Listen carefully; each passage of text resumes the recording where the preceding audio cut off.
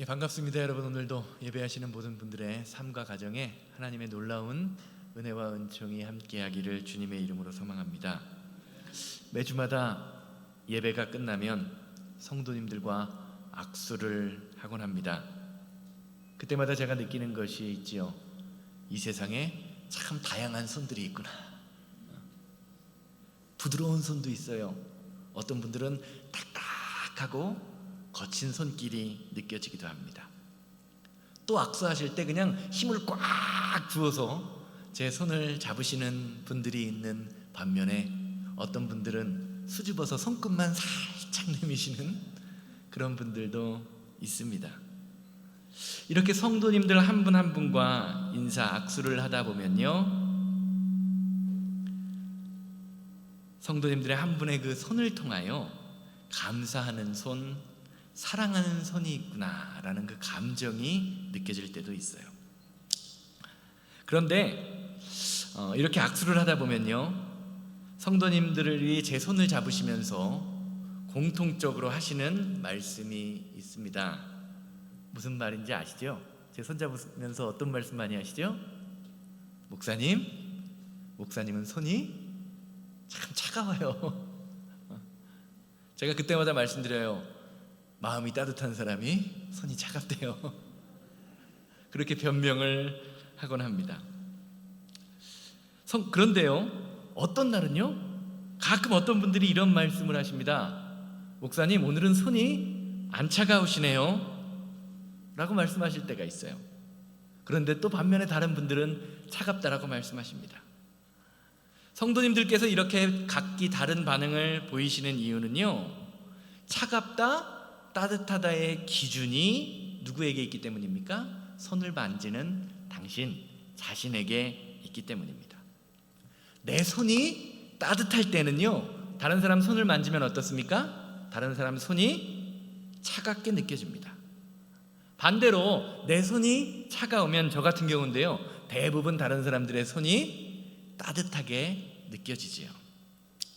이런 점에서 지금 내가 느끼고 있는 감정과 생각과 환경에는요, 절대적인 것이 없습니다. 전부 다 상대적입니다. 내 마음이 차갑고 메마를 때 우리는 나를 향한 다른 사람의 사랑과 배려를 느끼지 못하는 경우가 많이 있습니다. 반대로 내 마음이 따뜻하고 사랑으로 가득 찰 때 우리는 다른 사람의 작은 친절도, 작은 손길도 크게 느껴지고요, 또 그것에 감사하는 마음이 생기는 것입니다. 그렇게 우리는요, 이 세상을 살아가는 동안 내 감정을 잘 다스리는 사람이 되어야 합니다. 그래서 잠언 말씀도요, 우리의 감정을 제어하지 못하는 것을 무엇이라고 이야기하냐면요, 성벽이 없는 성과 같다 라고 이야기해요. 잠언 25장 28절 말씀 보시기를 바랍니다. 자기의 마음을 제어하지 아니하는 자는 성읍이 무너지고 성벽이 없는 것과 같으니라. 여러분의 인생을 한번 돌이켜 보시기 바랍니다. 우리의 삶에서 대부분 일을 그르치고 관계에 문제가 생기는 경우는요, 내 감정을 잘 다스리지 못하는 경우입니다.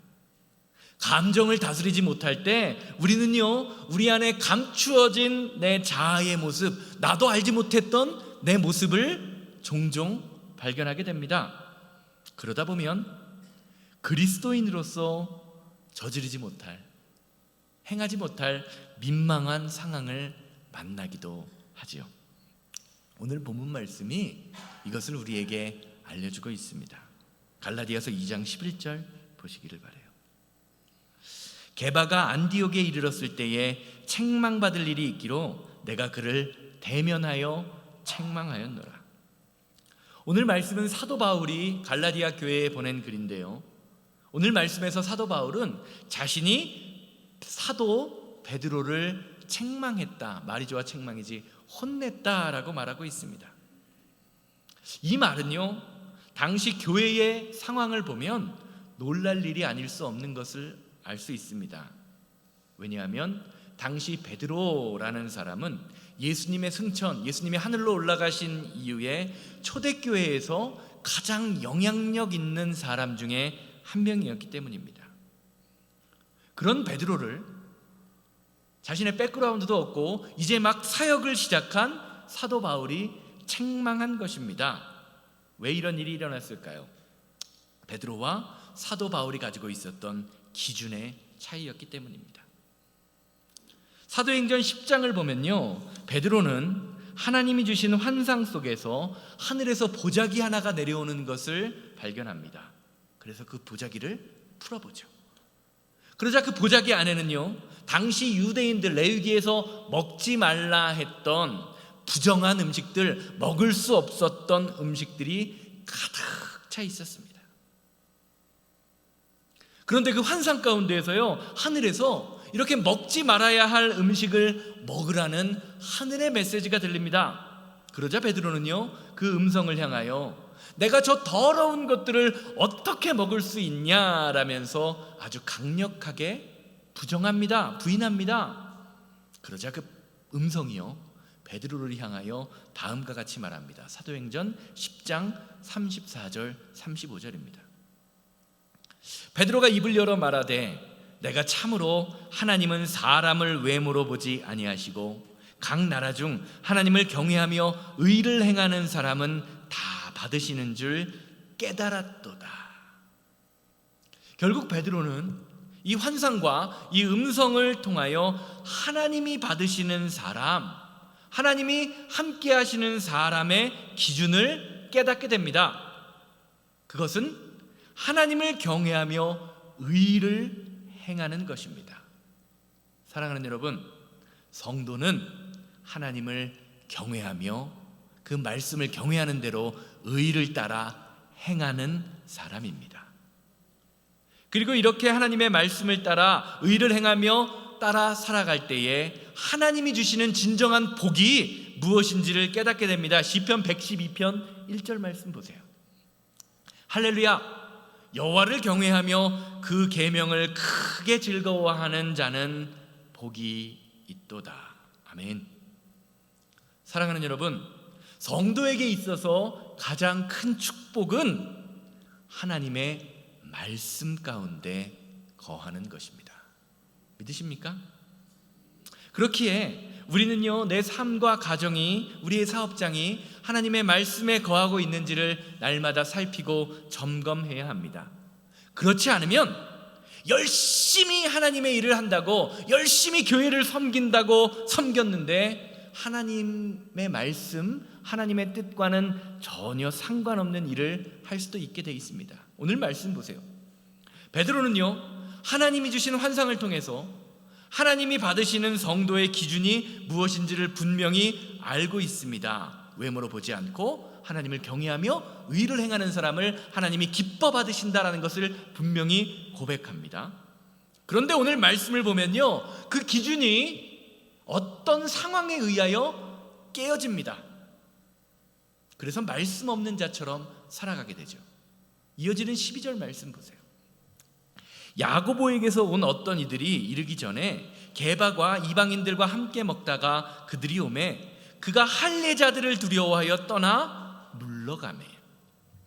오늘 말씀을 보면 베드로가 안디옥 교회에서요, 이방인들과 함께 밥을 먹고 있었습니다. 아마 사도행전 10장에서 복음, 누가 하나님이 기뻐하시는 사람인가? 라는 그 하나님의 기준을 알게 된 후부터 베드로는 이방인들에게 말씀을 전하기도 하고 함께 밥도 먹기도 했던 것 같습니다.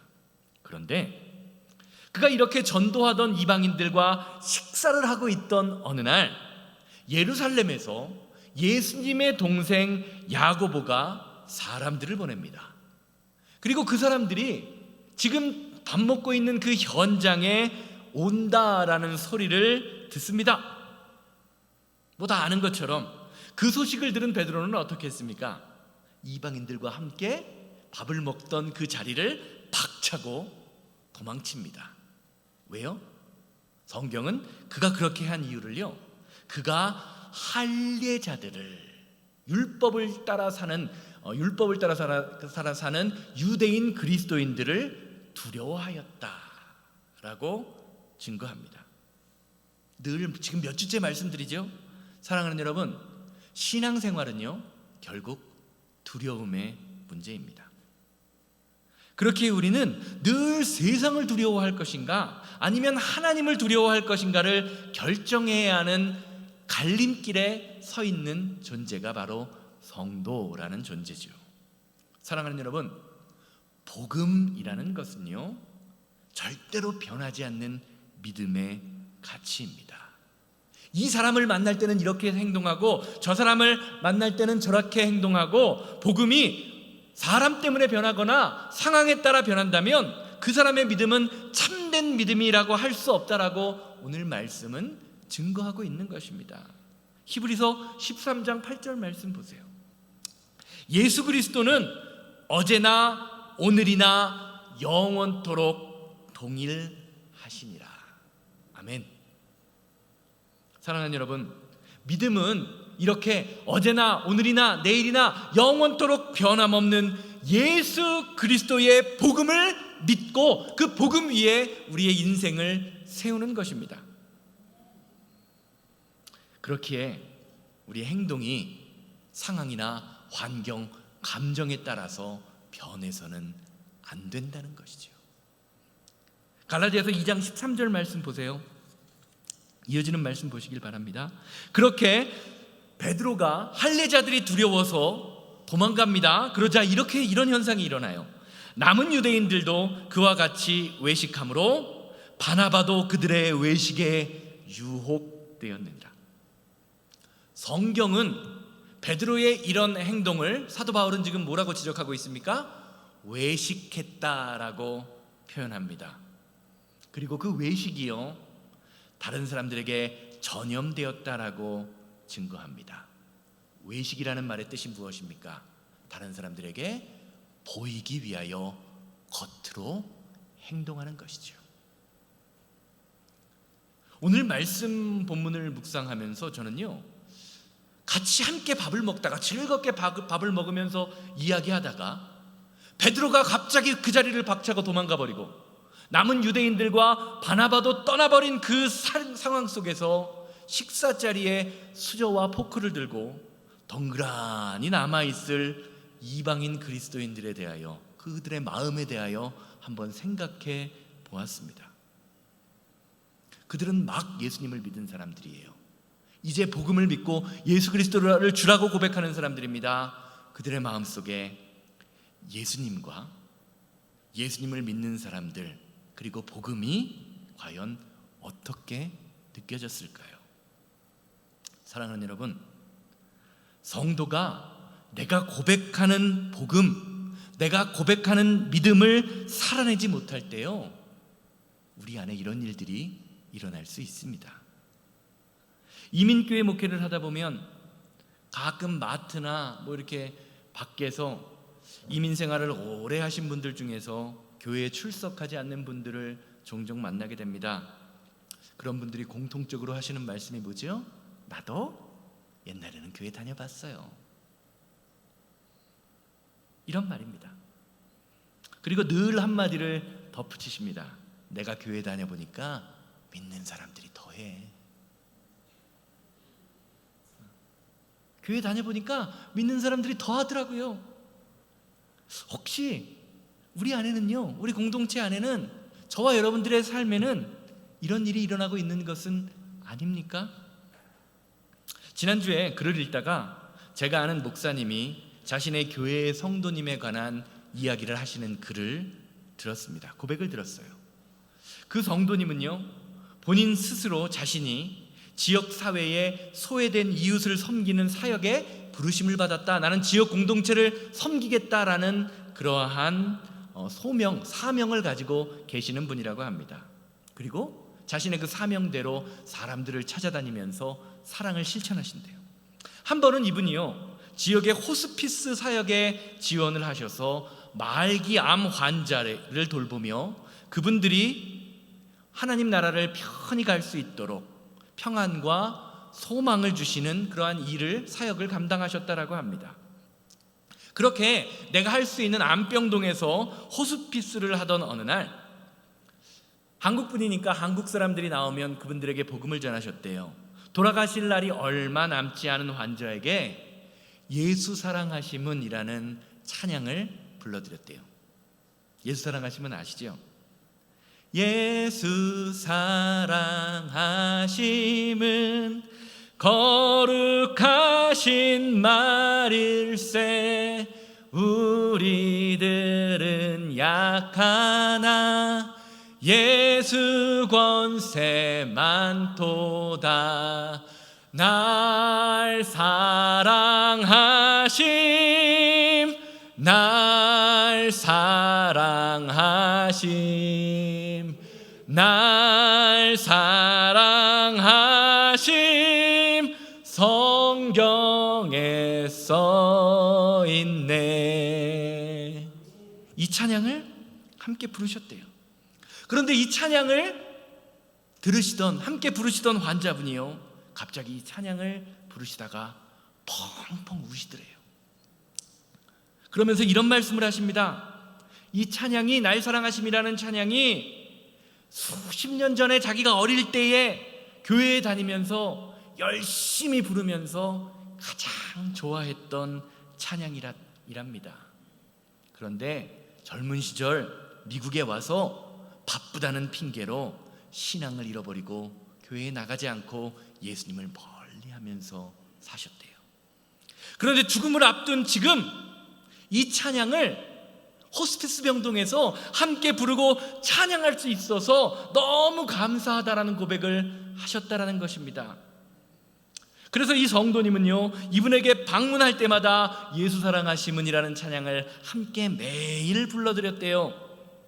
그리고 이 찬양을 함께 부르면서 이 환자는 예수님을 사모하는, 예수님을 그리스도라고 고백하는 그 신앙을 회복하셨다라는 이야기입니다. 최근에 일어났던 일이래요. 참 아름다운 이야기 아닙니까? 그런데 저는 이 글을 보면서 이 성도님이 이런 사명을 가지게 된 이유가 참 흥미로웠어요.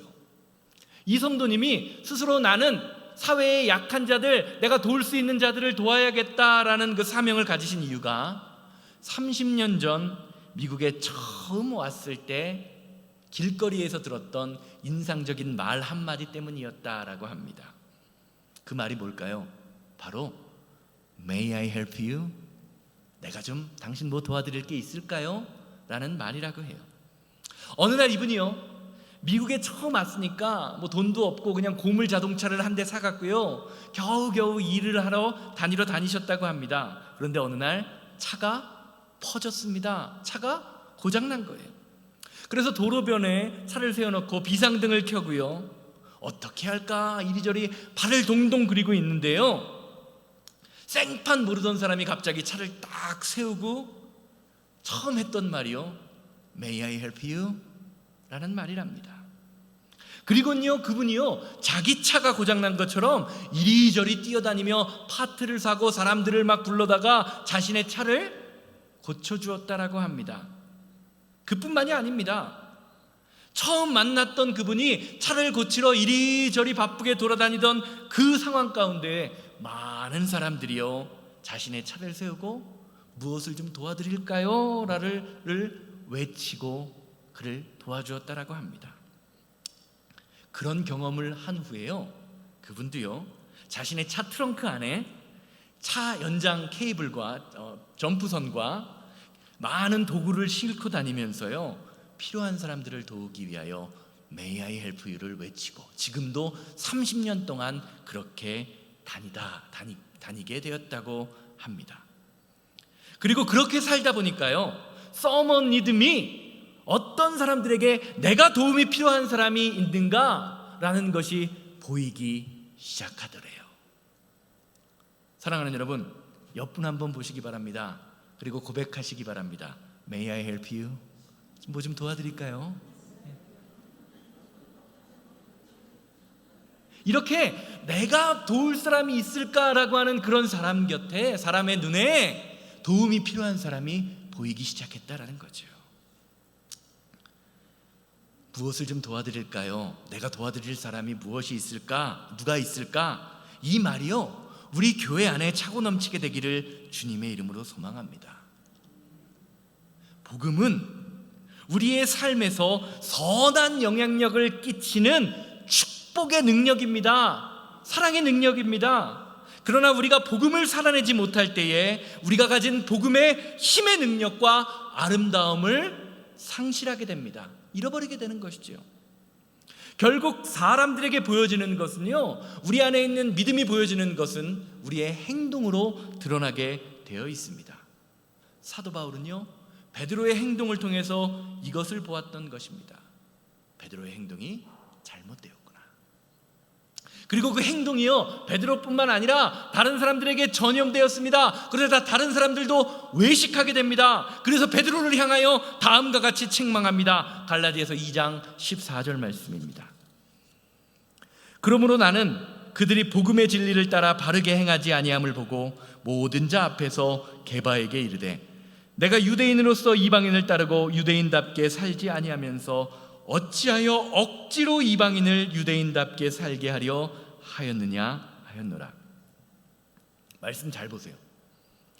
성경은요, 바울이 베드로를 책망할 때 어떻게 책망했다고요? 모든 사람들 앞에서 책망했다라고 증거합니다. 단둘이 있을 때 조용히 책망한 것이 아닙니다. 더군다나 그 책망의 말을 보면요, 그 내용이 절대로 부드럽지가 않아요. 내가 유대인으로서 이방인을 따르고 유대인답게 살지 아니하면서 어찌하여 억지로 이방인을 유대인답게 살게 하려 하였노라. 참 말이 어려운데요, 쉽게 말하면 이런 말이에요. 베드로, 네 삶이 복음이 아닌데 어떻게 네 행동을 통하여, 네 삶을 통하여 복음이 전해질 수 있겠느냐. 더 쉽게 말하면요, 네가 말하는 대로 살아라 라는 뜻입니다. 사랑하는 여러분, 사도 바울의 이 경고를 들으실 때 어떤 생각이 드십니까? 저는 오늘 말씀을 준비하고 묵상하면서 사도 바울의 입장으로 오늘의 말씀을 저에게 적용해 보기도 하고요, 또 베드로의 입장으로 적용을 해서 생각해 보았습니다.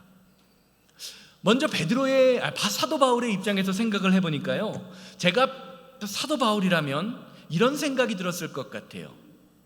야, 내가 지금까지 예루살렘 교회와 성도들과의 관계를 참 어렵게, 내가 옛날에 다른 사람을 핍박했던 것 때문에, 스데반 집사를 죽인 것 때문에 이렇게 사도가 되기가 어려웠는데, 전도하기가 어려웠는데, 내가 괜히 예루살렘 교회 지도자인 베드로에게 말 한마디 잘못했다가 관계가 깨어지는 것은 아닐까?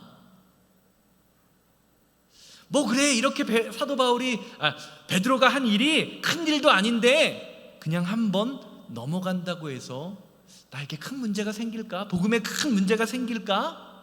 좋은 게 좋은 거니 그냥 한번 넘어가 보자, 이런 생각이 들었을 것 같아요. 또 베드로의 입장에서 한번 생각해 보니까요, 이런 생각이 들었어요. 바울? 지까짓 게 뭔데 사람들 앞에서 나를 창피하게 만들어? 어디 한번 두고 보자.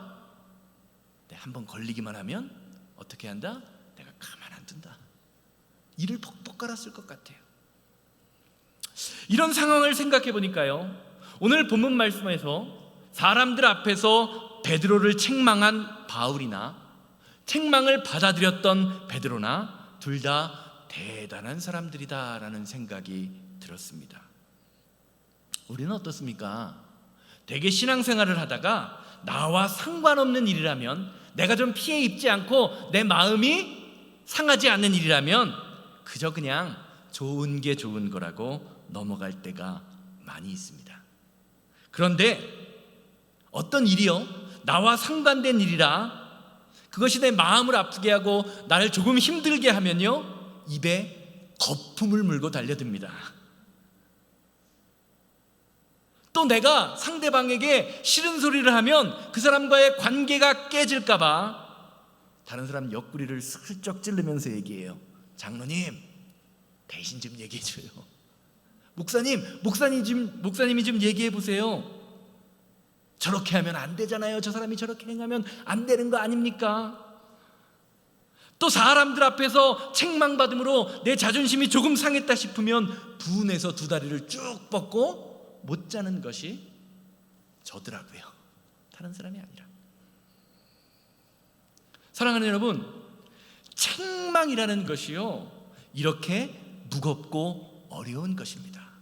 책망을 하는 사람도 어렵고요, 책망을 받는 사람도 어려운 것입니다. 그런데 오늘 말씀을 보면요, 사도 바울은 복음으로 베드로를 책망합니다. 그리고 베드로는 그 책망을 진심으로 받아들입니다. 그렇게 할 수 있었던 이유를요, 성경은요 다음과 같이 표현합니다. 그들이 복음의 진리를 따라 바르게 행하지 아니함을 보았다. 사랑하는 여러분, 신앙생활은요 복음의 진리를 따라 바르게 행하는 것입니다.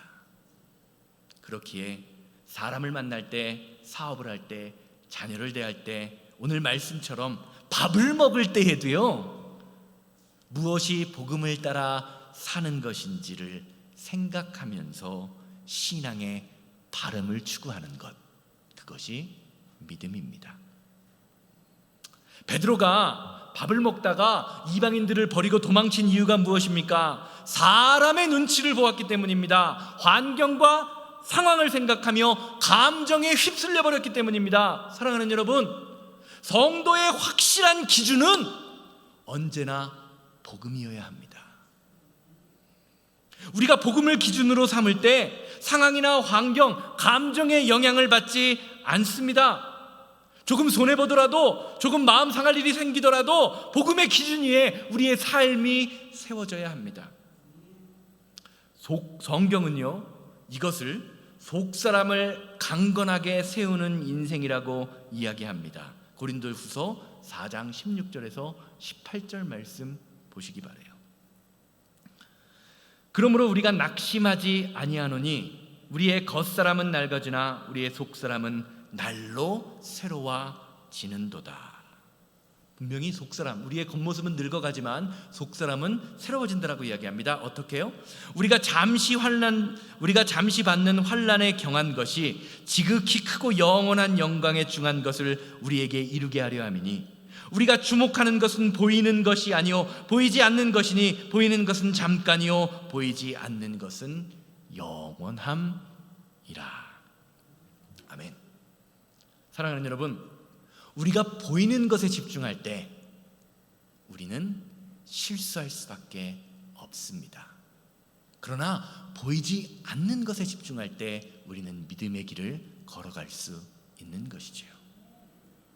바울의 책망은요, 바울과 베드로 두 사람 모두에게 조심스러울 수밖에 없는 상황이었습니다. 그러나 이 책망을 통하여 바울과 베드로 두 사람 모두를 다시금 복음 앞에 서게 하는 일이 발생했습니다. 바울도 책망하지 않았다면 복음 앞에 바로 설 수 없는 사람이 될 수 없었을 것이고요, 책망받지 않았으면 베드로도 똑같았을 것입니다. 사랑하는 여러분, 복음과 책망은요 사람을 죽이는 일이 아닙니다. 사람을 살리는 일입니다.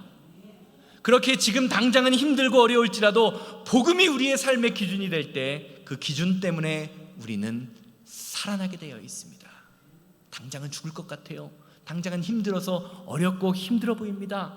그러나 이것이 우리의 영혼을 살리고 우리를 하나님의 나라로 이끌어가게 하는 말씀의 능력으로 우리의 삶에 드러나게 되는 것입니다. 이것이 성도에게 복음이라는 기준을 주신 이유입니다. 결론적으로 말씀드리겠습니다. 며칠 전 아침 새벽 예배 시간에 드렸던 말씀인데요, 한국 사람들이 예전에 직장에 취직하기 위해서 늘 쓰는 자기소개서라는 것이 있습니다.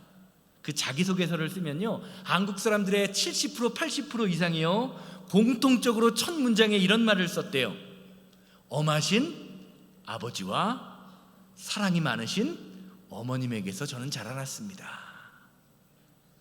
이 말은요, 한국 사람들의 의식 속에 자녀 양육에 대한 역할 분담이 있는 것이라는 것을 보여준다고 합니다.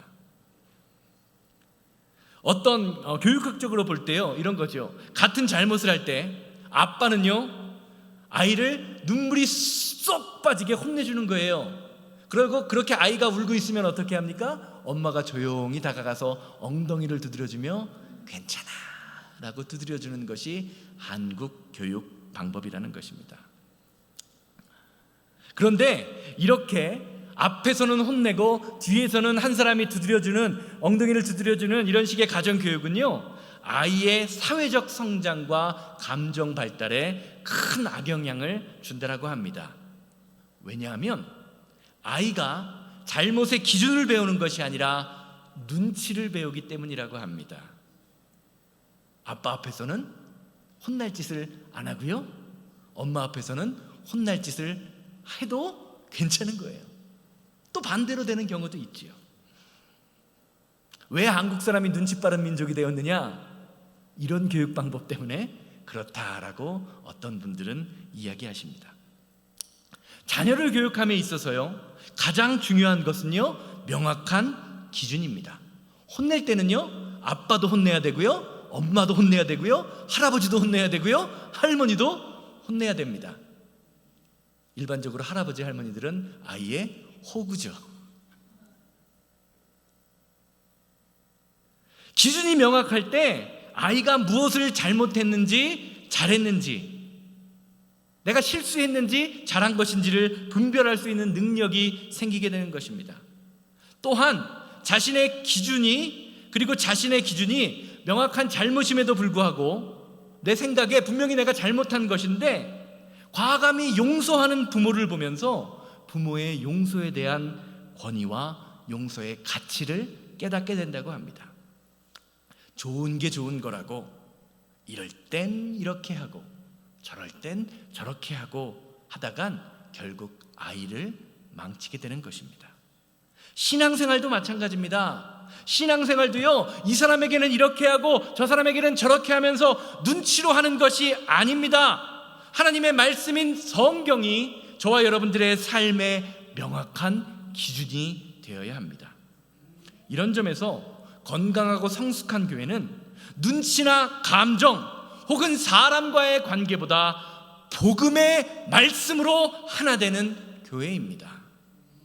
오늘 예배하시는 모든 분들의 삶과 가정이, 그리고 우리 교회가 복음의 기준을 따라 살게 되기를 주님의 이름으로 소망합니다. 복음이 우리를 살립니다. 복음이 우리를 회복시킵니다. 결국 복음이 우리를 천국으로 인도합니다. 눈치나 상황, 감정이 아닙니다. 이 복음을 따라 살아가는 교회, 성도들이 우리 새생명교회와 성도님들 되시기를 주님의 이름으로 소망합니다. 이 시간 다 같이 일어나셔서 이 세상을 살아가는 동안에 부르시고, 주님, 나의 삶이 주님 안에서 복음으로 바로 설 수 있도록 인도하여 주시옵소서. 이 사람에게는 이렇게 행동하고 저 사람에게는 저렇게 행동하며 눈치를 따라, 상황에 따라 사람을 섬기고 사랑하는 것이 아니라 명확한 기준, 복음으로 사람을 섬기고 사랑하는 믿음의 능력이 우리 가운데 나타나게 하여 주시옵소서. 다 같이 통성으로 기도하고 축도로 예배를 마칩니다.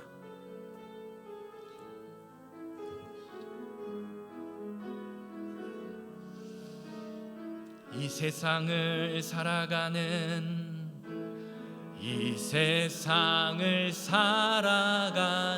동안에 나의 힘을 의지할 수 없으니 기도하고 낙심하지 말 것은 주께서 참 소망이 되심이라. 주의 길을 걸어가는 동안에 세상의 것 의지할 수 없으니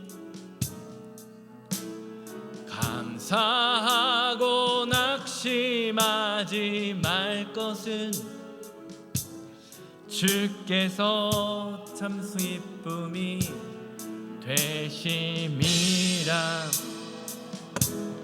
하나님의 꿈이 나의 비전이 되고 예수님의 성품이 나의 인격이 되고 성령님의 권능이 나의 능력이 되길 원하고 바라고 기도. 하나님의 꿈이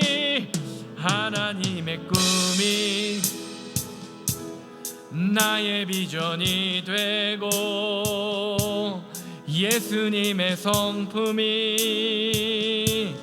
나의 인격이 되고 성령님의 권능이 나의 능력이 되길 원하고 바라고 기도. 다 같이 기도합니다. 주여 한번 외치고 기도합니다. 주여 자비롭고 거룩하신 하나님, 아버지 하나님, 사람의 눈치를 보며 사람을 두려워하는 믿음을 갖는 것이 아니라 아버지 하나님, 절대로 변하지 않는 가치, 우리에게 능력을 주며 우리를 천국으로 이끌어가는 복음을 따라 살아가는 믿음의 자녀들이 될 수 있도록 하나님, 우리의 마음과 생각을 주장하여 주시옵소서. 그리스도 예수님이 우리를 능력으로 부르시고 그리스도 예수님이 우리를 하나님의 사랑으로 붙들어 주셨사오니 아버지 하나님, 주 하나님의 능력과 사랑으로 우리가 주님을 따라 복음을 아버님 전하기에 부족함이 없는 귀한 능력의 자녀들 될 수 있도록 인도하여 주시옵소서. 나의 말 한마디, 나의 행동 하나하나로 복음을 따라간다는 그 믿음의 가치를 아버지 하나님이 인정하게 하시고 아버지 하나님, 정말 사람에게 기준을 두며 나의 생각과 감정에 기준을 두며 살아가는 그런 인생이 아니라 오직 예수 그리스도의 능력으로 살아가는 귀한 믿음의 자녀들 될 수 있도록 주여 인도하고 역사하여 주시옵소서.